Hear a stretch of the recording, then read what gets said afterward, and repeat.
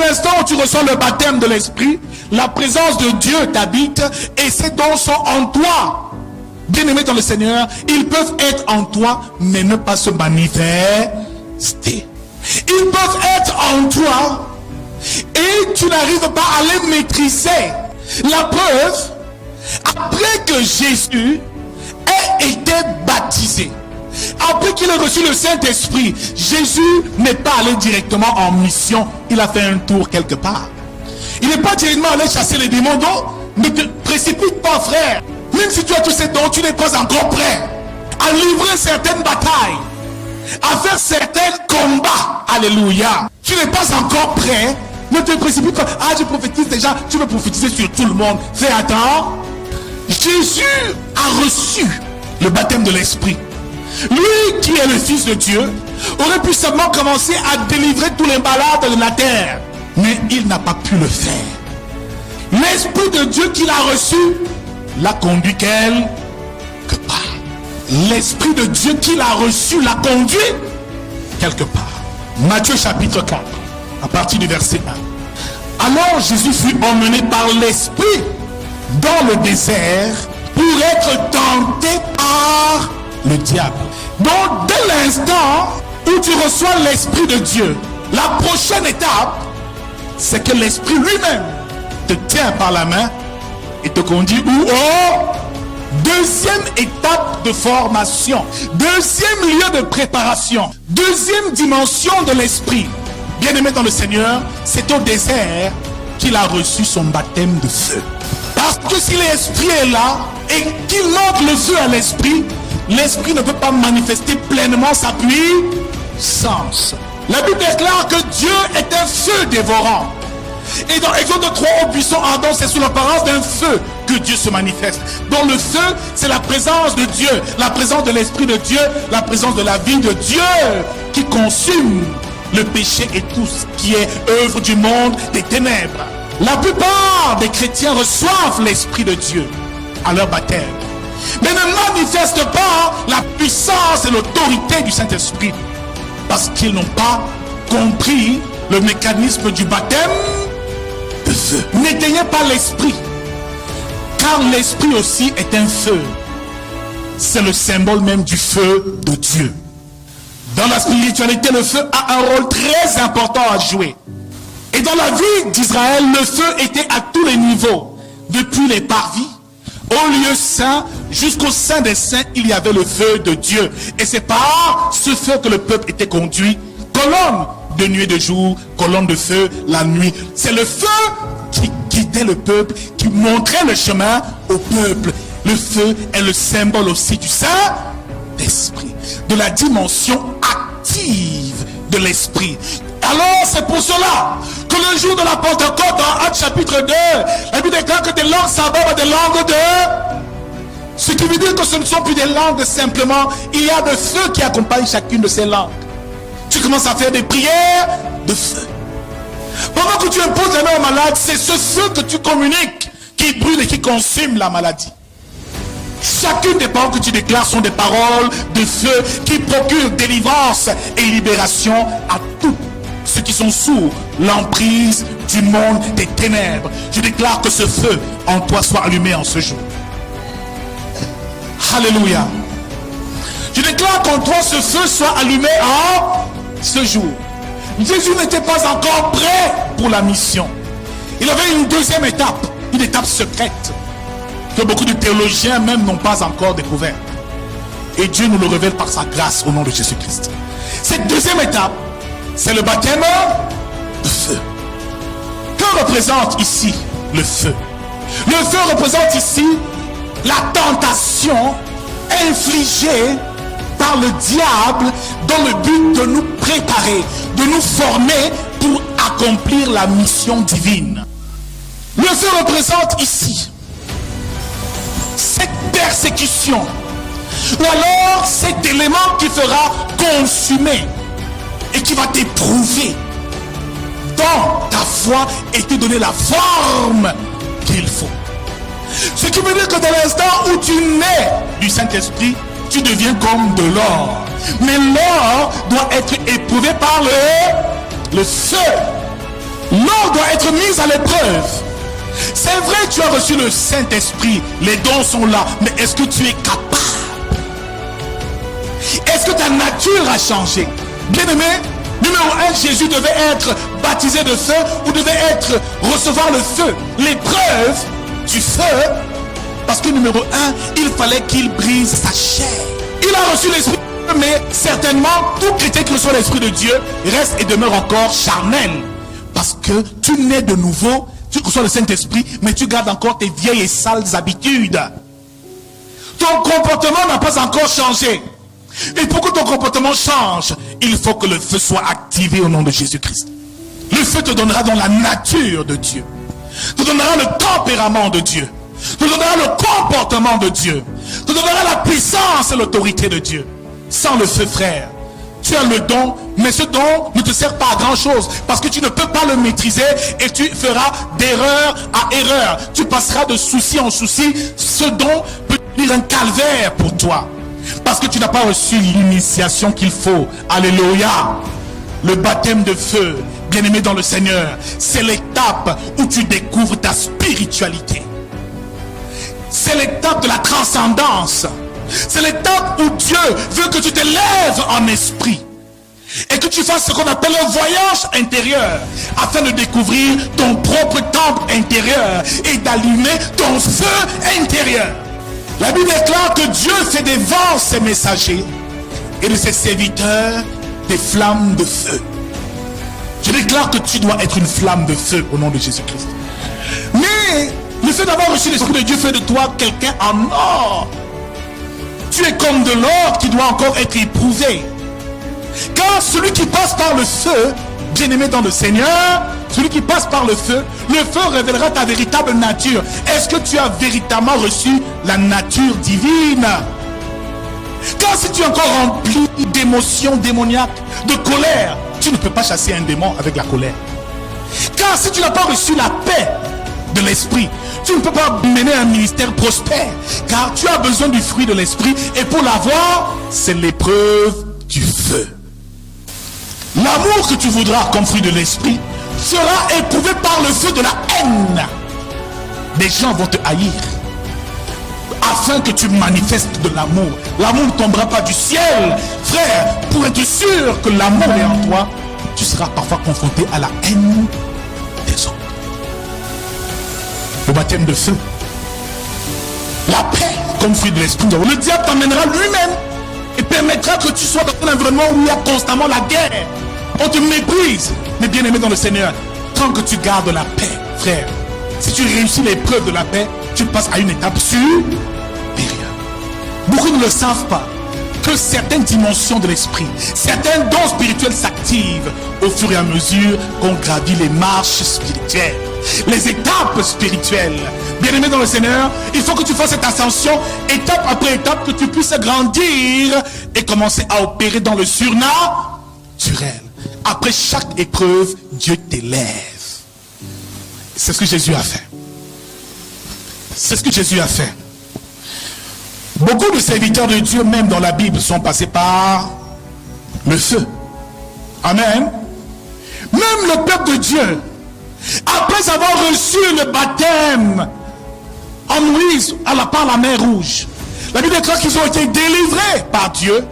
Mais qu'est-ce qui s'est passé par la suite? Ils ont été transportés où? Au désert. Et Jésus a été transporté où? Après le baptême de Jésus, après l'Esprit de Dieu qui l'habite, l'Esprit lui-même le transporte au... Après la délivrance du peuple d'Israël d'Égypte, l'Esprit, Dieu les conduit où? Le baptême de feu. C'est au désert qu'on saura si tu aimes réellement Dieu. C'est au désert qu'on saura si tu veux vraiment servir Dieu. Parce que Dieu devait façonner leur cœur, éprouver ces hommes pour savoir s'ils sont à la hauteur, s'ils ont le calibre qu'il faut pour pouvoir opérer dans le surnaturel. Bien-aimé dans le Seigneur, Jésus devait être initié au désert. Le chrétien est très peu renseigné sur la spiritualité chrétienne. Et il ne fait pas la différence entre la spiritualité christique ou de Jésus-Christ et les dons du Saint-Esprit. Avoir les dons du Saint-Esprit ne fait pas de toi un homme spirituel. Un homme spirituel ne se dit pas. Il traverse les épreuves et il brave les épreuves. Un homme spirituel se façonne, se forge dans le feu et devient un instrument taillé sur mesure pour accomplir l'œuvre de Dieu. Jean-Baptiste aussi a connu le feu, le baptême de feu. Certainement il a connu avant même de rencontrer Jésus. Vous avez vu la vie de Jean-Baptiste? La Bible déclare que Jean-Baptiste vivait où? Au désert. Sa vie, c'était sa part de vie, c'était le désert. Il mangerait les sauterelles et se nourrissait de miel sauvage. Quel homme dit comme ça? Bien aimé dans le Seigneur. Il vivait permanemment au désert. Dis avec moi le feu. Même nos pères de la foi, Abraham, qui a opéré de grandes choses, a connu le baptême de feu. Lorsqu'il a voulu immoler son fils Isaac, Dieu lui a demandé de faire quoi? D'amener son fils, son unique. Lorsqu'Abraham a décidé d'aller immoler son propre fils, qu'est-ce qu'il disait à ses serviteurs aux gens? Il dit, laissez-moi aller avec le petit, aller sur la montagne afin d'adorer l'Éternel.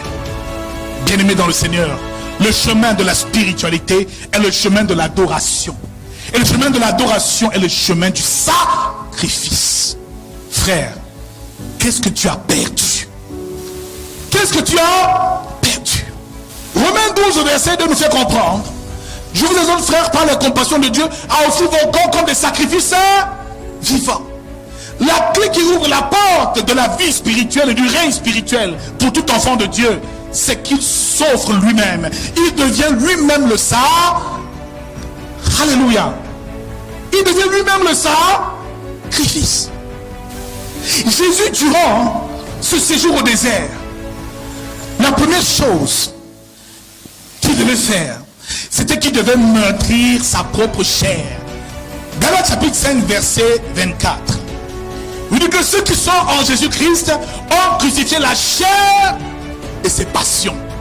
L'apôtre Paul dit, je traite durement mon corps et je le tiens assujetti. De peur qu'après avoir prêché aux autres, je sois moi-même. L'apôtre Paul lui aussi connaissait le chemin de la spiritualité, de la vraie. Jésus-Christ n'était pas un religieux. Il n'en a rien à faire de nos religions. La seule chose qui intéresse Jésus, c'est de bâtir les disciples.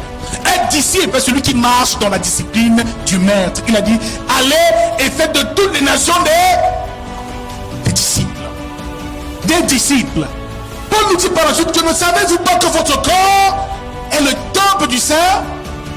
Parce qu'à la période où les pharisiens prenaient leurs honneurs, Jésus est venu leur faire comprendre que Dieu a quitté les temples. Maintenant, il s'établit en chacun de nous. Jésus au désert devait découvrir son temple intérieur.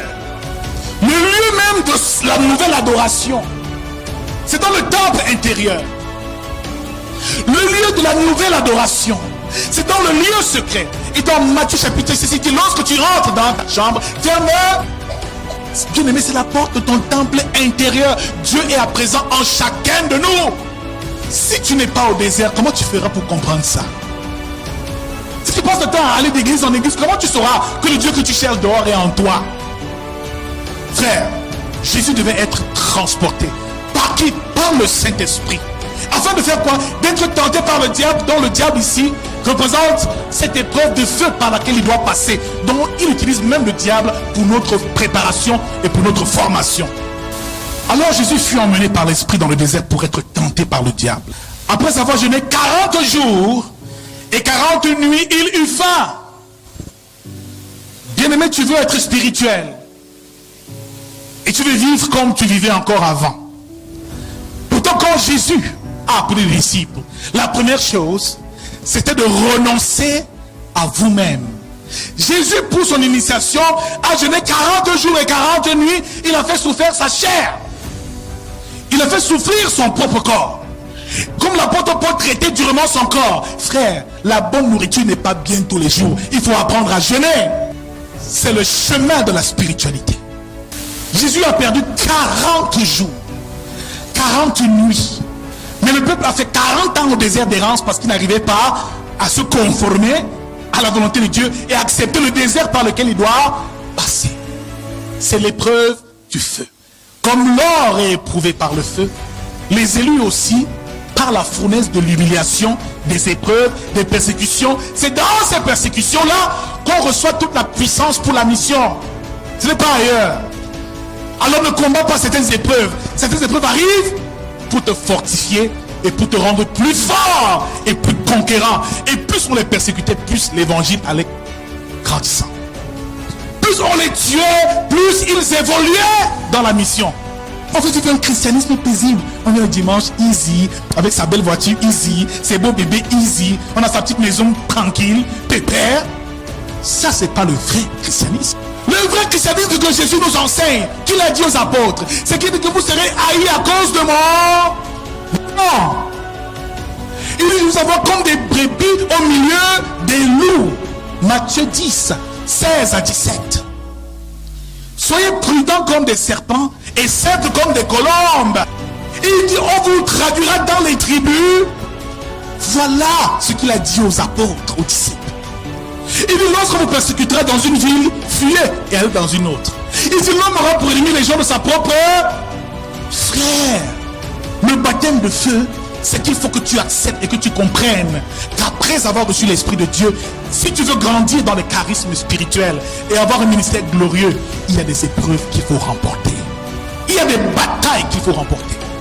Si Abraham n'avait pas osé amener son propre fils Isaac, il n'aurait pas été le père de la foi. Si Jésus n'est pas allé lui-même jusqu'à la croix, crucifier sa chair et mourir par amour pour nous, il n'aurait pas été notre sauveur. Tu ne peux pas devenir chrétien et rester le même. Tu dois accepter de perdre quelque chose. Qu'est-ce que tu as perdu? Parce qu'on ne veut rien perdre à l'église. Oh, donne-moi le don de miracle. Oh, je veux opérer dans le surnaturel, mais tu aimes encore trop ton confort. Tu aimes encore trop ta paix. Bien-aimé dans le Seigneur, parfois il y a certaines épreuves qui arrivent. Quand tu vois venir ces épreuves, tu sais que là, c'est le Seigneur qui veut m'amener à une autre dimension. Quand tu braves l'épreuve, tu reçois un don de miracle ou un don de prophétie. Bien-aimé, tu vas passer par l'épreuve du feu. 2 baptêmes ou 2 dimensions du baptême. Recevoir l'esprit, mais aussi recevoir son feu. Le feu, il s'attise. Le feu doit grandir. Et la même divinité par le feu de l'esprit. Donc l'esprit que tu reçois doit pouvoir grandir. Alléluia. Et cela passe par la découverte de ton temple, de ta spiritualité chrétienne. Et voyez-vous un peu les dimensions où le diable a opéré. Il fut emmené par l'esprit dans le désert pour être tenté par le diable. Après avoir jeûné 40 jours et 40 nuits, il eut faim. Première étape et premier feu par lequel Jésus est passé. Numéro 1, l'épreuve de la faim. Le diable attendra que tu aies faim. C'est quand tu seras déjà au bout de ta souffrance qu'il va commencer son œuvre. Où ton épreuve et ta tentation va commencer dans le but de te faire passer à une autre étape. Frère, la faim c'est ce dont tu as besoin pour vivre. La famine ce n'est pas seulement le pain, la nourriture. C'est aussi une femme qui a envie de se marier désespérément. Ça veut dire qu'elle a faim. C'est aussi un homme qui cherche de travail et a besoin d'argent pour ses activités. C'est la faim. C'est aussi une personne qui aimerait voir sa vie transformée et changée. C'est la faim. Tu seras tenté pendant que tu auras faim. Mais dans cette tentation, répète au diable et dis-lui, l'homme ne vivra pas de pain, mais de toute parole sortant de la bouche de Dieu. À cette dimension-là, la chose qui te sauve, c'est que tu manges la parole de Dieu. Le feu va éprouver ta foi. Le feu va éprouver même ta connaissance de la parole. Sur quoi es-tu bâti? Si tu es fait de bois, je te rassure, lorsque le feu s'approche, le bois va prendre feu. Le feu vient voir si ta fondation est solide. Alléluia. Deuxième dimension du feu que Jésus a traversé, ou de l'épreuve qu'il traverse, c'est que le diable le transporte sur un lieu élevé, une montagne élevée. Il lui dit, jette-toi du haut de cette falaise, car il est écrit que Dieu enverra ses anges te porter afin que ton pied ne heurte contre une pierre. Jésus lui dit, il est écrit aussi, tu ne tenteras point l'Éternel, ton Dieu. Donc première dimension, Le diable va d'abord s'attaquer à ta chair, à famine, quelque chose qui fait mal à ton corps. Deuxième dimension, c'est ta volonté, ça veut dire c'est ton âme. Il va te demander, mais essaie de faire quelque chose pour prouver même que le Dieu que tu sers là est le véritable. Il dit, je tenterai pas l'Éternel mon Dieu. Tu ne dois pas tenter l'Éternel ton Dieu. Donc, bien aimé dans le Seigneur, la deuxième, c'est de te rassurer, bien aimé dans le Seigneur, que tu marches dans l'obéissance. Il viendra tester ton obéissance à Dieu, ta soumission. Est-ce que tu accomplis les choses selon la volonté de Dieu? Deuxième étape du baptême de feu. Tu dis que tu es chrétien, pourquoi depuis là les choses ne marchent pas? Il y a l'argent ici, viens prendre. Comme tu es ça, tu dis que tu aimes trop Dieu. Le Dieu que tu dis là, il est où alors? C'est des choses qui arrivent souvent. Alors ça nous fait mal au cœur. Je suis chrétienne, pourquoi j'ai pas encore l'enfant? Ça veut même dire quoi? Seigneur, oh Seigneur, ton cœur est éprouvé. Et c'est là l'épreuve du feu. Et quand ce genre d'épreuve arrive, et que malgré une année, 2 années de mariage, tu n'as pas d'enfant, tu rappelles au diable. Comme Jésus a dit, je ne tenterai point l'Éternel. Seigneur, que ta volonté soit, tout simplement. Deuxième clé pour aller à une étape supérieure. Dis encore à quelqu'un, le baptême de feu, tu dois le vivre. Le baptême de feu, tu dois le comprendre. Et tu verras qu'étape après étape, Dieu t'élèvera. Troisième feu, troisième dimension de l'épreuve du feu. Et il transporte encore Jésus sur une montagne. Et le monde aussi maintenant, le monde est... Et il demande à Jésus de se prosterner et de l'adorer. Il veut que ton adoration revienne au diable. Alléluia. Il va plus loin parce qu'il a besoin de ton adoration. Mais pourtant je dois adorer le Père en esprit et en... C'est ton esprit qui doit adorer le Père. Frère, mon adoration je ne donnerai jamais au diable mais à Dieu.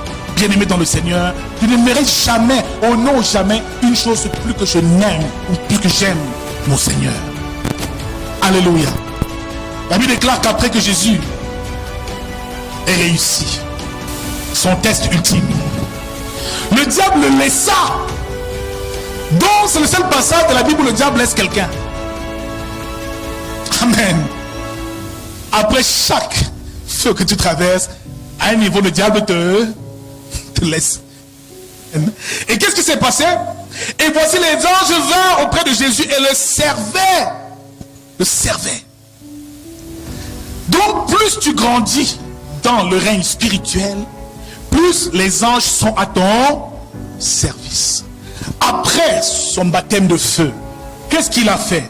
La Bible déclare que verset 23, Jésus parcourait toute la Galilée, à présent enseignant dans les synagogues, prêchant la bonne nouvelle du royaume, et guérissant toute maladie et toute infirmité parmi le peuple, et sa renommée allait grandissant.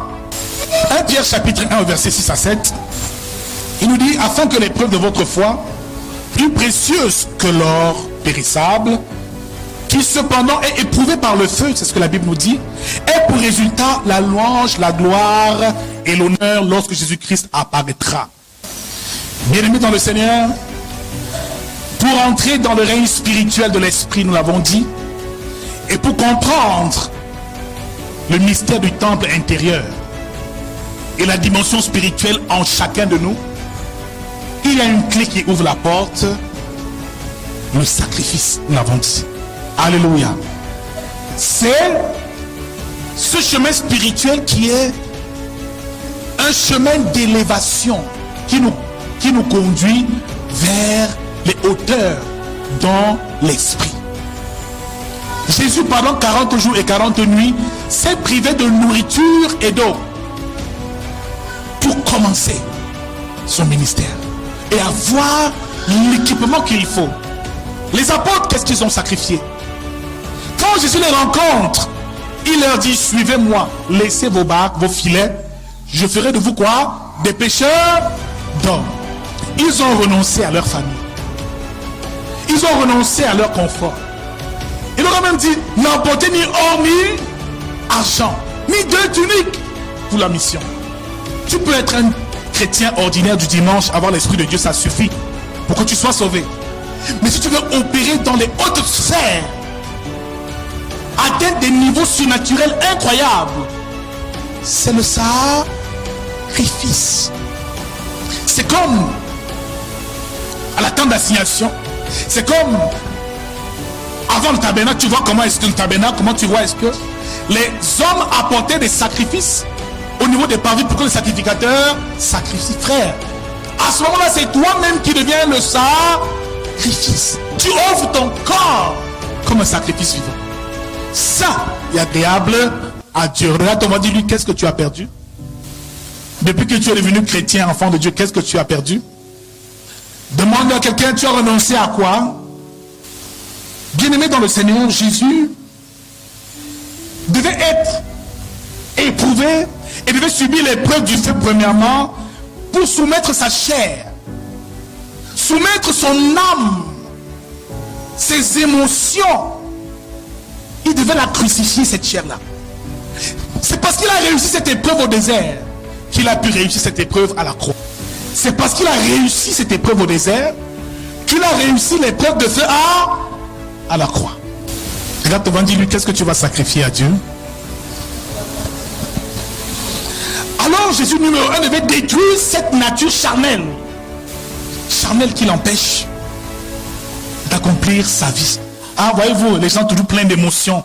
Des chrétiens très émotifs, là on les connaît. Ah, on m'a mal parlé, ah, il s'est mal comporté, on est émotif à tout. Un émotif ne peut pas être spirituel. Toujours vous analysez ce que l'autre a fait, ça t'a énervé, tu n'es pas content, tu boutes. Frère, ça c'est les œuvres de la chair, ce n'est pas les œuvres de l'esprit. Un homme spirituel ne se soucie plus des choses charnelles, des émotions humaines. Il est connecté au ciel. Jésus, qu'est-ce qu'il a fait pour sa spiritualité? Au désert, il n'y a pas de nourriture. L'environnement est hostile. Mais surtout, le désert est caractérisé par la solitude. Celui qui cherche la face de Dieu apprend la solitude. Si en ce moment, tu passes par des temps où les gens même te fuient, tu n'as plus trop d'amis, tu es seulement seul, livré à ta pauvre condition, tu passes par le baptême de feu. Et je déclare qu'après que ce feu soit activé en toi, je te rassure, tu entreras dans une autre dimension au nom de Jésus. Alléluia. Amen. Tu avais moi, première étape, il devait briser la chair. Il devait soumettre sa chair. Amen. Deuxième étape, il devait découvrir son temple intérieur. Découvre le temple intérieur qui est en toi. Car il dit, ton corps est le temple du Saint-Esprit. 1 Corinthiens, chapitre 6, verset 19. Ne savez-vous pas que votre corps est le temple du Saint-Esprit? Le lieu où habite l'Esprit de Dieu. C'est dans la solitude, dans la méditation, dans le recueillement, dans l'ascèse, dans l'élévation, dans la méditation que tu découvres ton temple intérieur. Et où tu allumes toi-même ton feu intérieur. Jean chapitre 2 verset 20, Jésus dit, détruisez ce temple, je le rebâtirai en 3 jours. Il parlait là du temple de son corps. Dieu n'est plus dans les chapelles. Oui, son esprit est là, mais Dieu est avant tout établi dans le cœur de tout homme. Il faut que tu trouves le Dieu qui est en toi. Car ton corps est à présent le laboratoire de toute ta spiritualité. Le laboratoire de ton adoration. Donc lorsque tu veux donner une adoration, tu entres d'abord dans la chambre, dans l'intérieur, tu prends ce qu'il te faut, dans le lieu secret, tu ressors et tu le transmets aux hommes. Le miracle puise sa source dans le lieu secret. Dans ton intimité avec Dieu. Beaucoup n'ont même pas d'intimité avec Dieu, sauf quand il y a l'église le dimanche. Mais lorsque tu es dans l'intimité, tu découvres ces profondeurs-là. Et tout au long de ce séminaire, nous comprendrons comment les choses se passent. Je déclare, bien-aimé dans le Seigneur, que le feu s'allume au nom de Jésus. Que le feu s'allume au nom de Jésus-Christ. Que tu découvres comment le feu fonctionne. Épreuve après épreuve. Étape après étape, tu vas grandir spirituellement et le feu prendra des proportions inimaginables au nom de Jésus-Christ. L'épreuve de feu te permet de purifier tes pensées. Tes pensées. Ton cœur, nous l'avons dit tout à l'heure. Mais surtout de grandir dans l'amour de Dieu. Dans cette temps d'intimité, d'épreuve. Tu apprends à contempler Dieu, pas pour ce qu'il te donne, mais pour ce qu'il est. L'épreuve du feu te permet de recevoir l'autorité, le zèle, le feu, le véritable. Quand tu vois une personne qui est zélée au service de Dieu, où il dit, le zèle de ta maison me dévore, on ressent que lui là, il n'a pas seulement reçu l'Esprit de Dieu, mais il a aussi reçu le feu de Dieu qui le conduit. Le Saint-Esprit est aussi l'esprit de feu. Quelqu'un qui est fatigué quand il fait la louange, c'est bizarre. Il est fatigué quand il fait la prière, ça l'épuise, c'est bizarre. Il prêche, il est trop fatigué, c'est bizarre. Ça veut dire que le feu n'est pas allumé. Il n'a pas reçu le feu. Et le feu, quand tu ne l'as pas, ça ne procure rien de bon, aucune saveur. Tu adores, c'est fade, tu pries, c'est fade. Vous êtes à la maison, les moindres attaques vous atteignent. Parce que pour que l'ennemi te touche, il faut d'abord qu'il éteigne l'esprit, que l'esprit qui est en toi soit, que la flamme s'éteigne. Car c'est dans cette flamme à présent et dans ta capacité à gérer cette feu intérieur que tu sauras comment te protéger des attaques de l'ennemi. Car le feu combat l'ennemi. Le feu te guide et t'éclaire même dans la nuit. Ton chemin est éclairé quand ton feu intérieur est allumé. Frère, bien-aimé dans le Seigneur, le baptême qu'il nous faut, c'est de recevoir le Saint-Esprit, l'Esprit de Dieu, mais aussi de recevoir le feu de Dieu. Il vous baptisera donc d'esprit et de feu. Dès l'instant que le feu sera installé, frère, tu verras la dimension dans laquelle tu vas opérer. Parfois, pour que ce feu s'installe, tu passes par des moments difficiles. Ta santé est mise à l'épreuve. Tu veux même désespérer, tes finances sont prises en otage. Mais résiste. Et l'une des fonctions du feu, c'est de révéler ta véritable nature. De quoi es-tu fait? Si tu as une petite foi, tu vas t'arrêter là. Beaucoup de chrétiens, à la moindre épreuve, abandonnent le chemin de la foi. Mais bien aimé, plus tu avances, malgré les coups, les persécutions, les blessures, plus tu deviens plus fort et plus tu opères mieux dans le surnaturel.